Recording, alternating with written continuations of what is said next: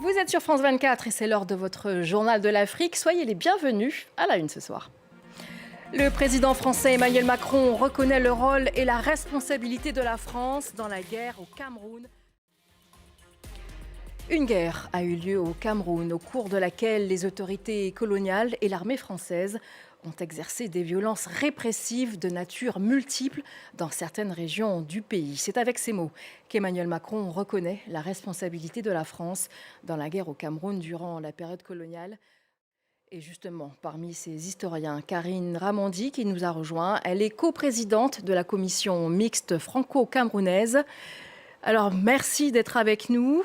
Tout d'abord, quelle est l'importance de cette reconnaissance de la part d'Emmanuel Macron ?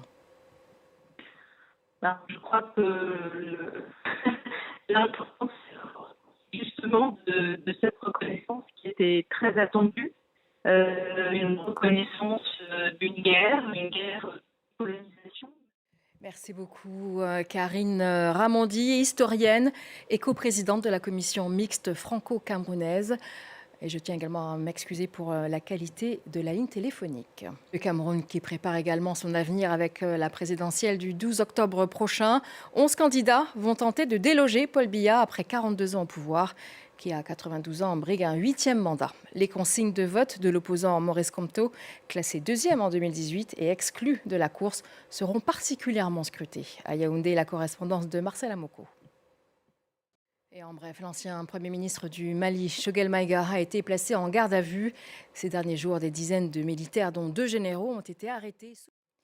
Les tensions s'intensifient en République démocratique du Congo. L'armée accuse le M23 d'avoir mené de multiples attaques contre ses positions dans l'est du pays. Un regain de violence qui a commencé ce week-end et qui menace un processus de paix censé arrêter les combats. Emmett Livingston est à Kinshasa.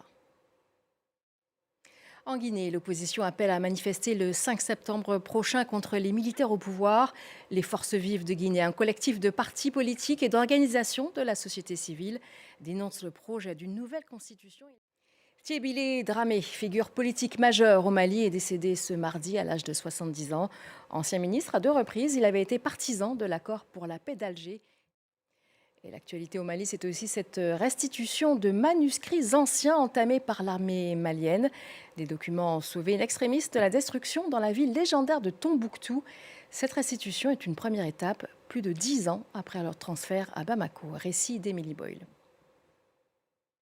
Et voilà un pan de l'histoire malienne pour refermer ce journal de l'Afrique. Merci de l'avoir suivi. Restez sur France 24, l'information continue.